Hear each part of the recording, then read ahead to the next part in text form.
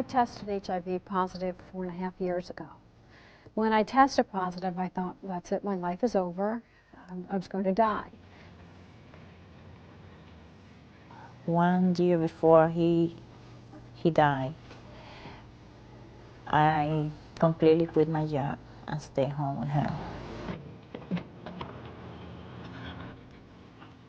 Each morning you get up, you know some of your life is being drained.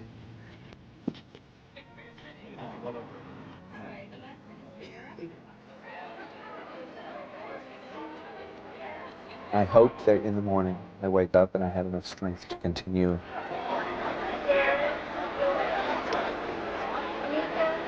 I tell people that this happened to me, and it can happen to you.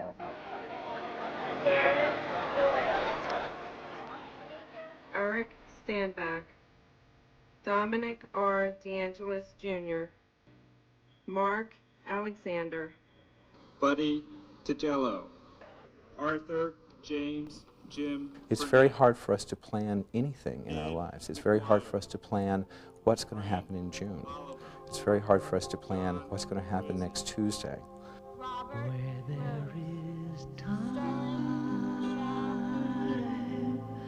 there is tomorrow. Somewhere in time, all sorrows pass to memory. And so the end is the beginning. Somewhere in time, we are as we're meant to be.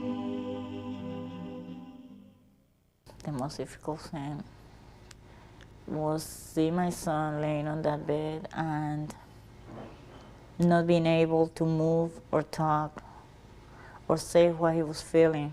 Even through the time when he was really feeling sick, he would get up and, you know, he would say, we have to do this, we have to walk. He said, I'll walk for those that can't walk, even though he was pretty close to not being able to walk himself.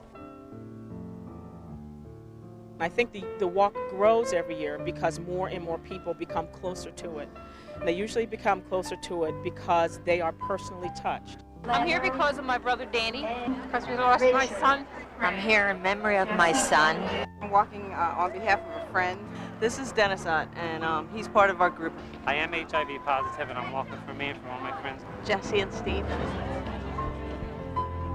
Though you may feel this is illusion,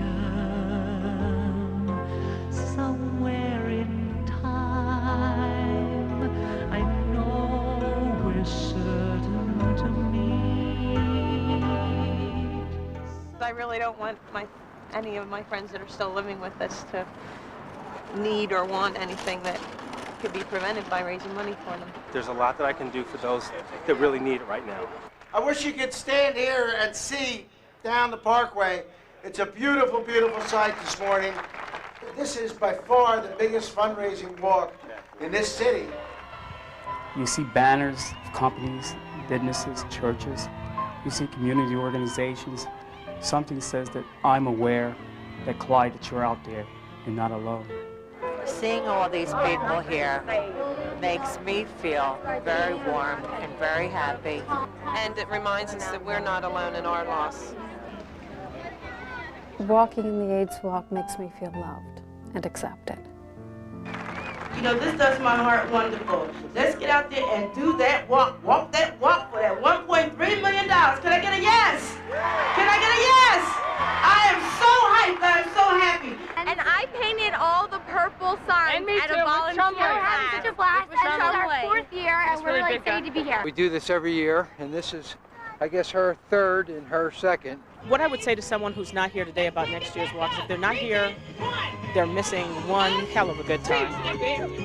Take it right. It's 4, 3. Now, we're going to do it. Oh, it's really fun. I mean, because everybody's here. This whole day is a positive day. This is the leading cause of death for 25 to 44-year-olds, and all of us have a role to play in stopping this epidemic. Just the fact that we have this march spreads AIDS awareness among the general population. You look at this march, there are a lot of kids marching. It's a lot of kids who have to learn the message of AIDS prevention. My daughter got me convinced this year that we should walk in the AIDS walk. A teacher in our school died of AIDS a couple years ago, and so it's become a big issue in our school. My brother has HIV, and it's real important to me to understand how it is for him. When we learned that my brother had contracted AIDS, it was a total devastation. It just kicked us in the stomach. The first thing that I think about before I go to sleep is, did I actually take all of my medications in the proper order? Those are things that make you confront death, because you know if you don't do these things, you will die. I hope that I wake up in the morning and that I look at my significant other and that he doesn't have so much pain that day. I don't worry about the things that you will probably be worried about right now. I worry every day about living. I'm taking care of someone who's critically ill. I stopped counting at 50 years and years and years ago of people that I loved on some level, who I was there when I was holding their hands when they died. And I'm afraid that I might die alone. If I didn't have any help from these agencies, I don't know, I didn't think I would be able to do it at all.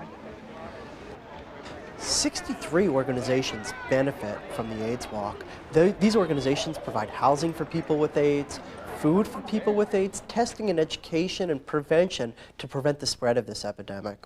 We have 5 staff people from all walks of life, but we could not do this walk without the 1,000 volunteers that we have. The more that I volunteer, the less that the From All Walks of Life will have to hire paid employees. It is true that we're fighting the battle for funding. The Senate and Congress have cut back tremendously. The city has also cut back on the budgets of a lot of our organizations, and for many of them will be the only source of funding. It's up to us, all of us, government and citizens, to get together and spread the word. We're here because in our stores we are concerned about supporting direct care for AIDS patients. So we're one of the sponsors of the AIDS Walk this year. Employees go to management saying, this is an issue we care about. You need to step up to the plate and you need to be involved. In the AIDS Walk, that's how many of our corporate contributions have come about.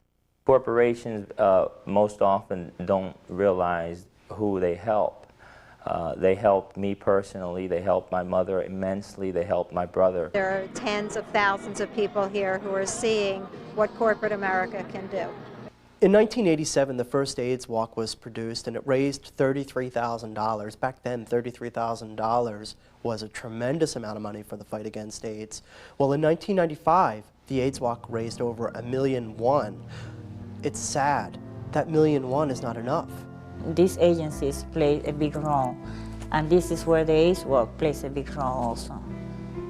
Corporations who are not here this year have missed a great opportunity, and I hope they don't let it go by again next year.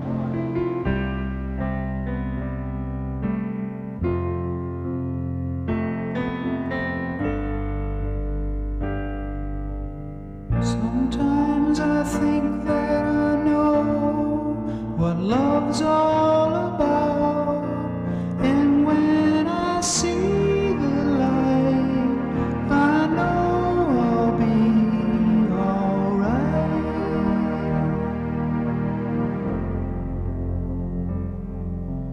I've got my friends in the world.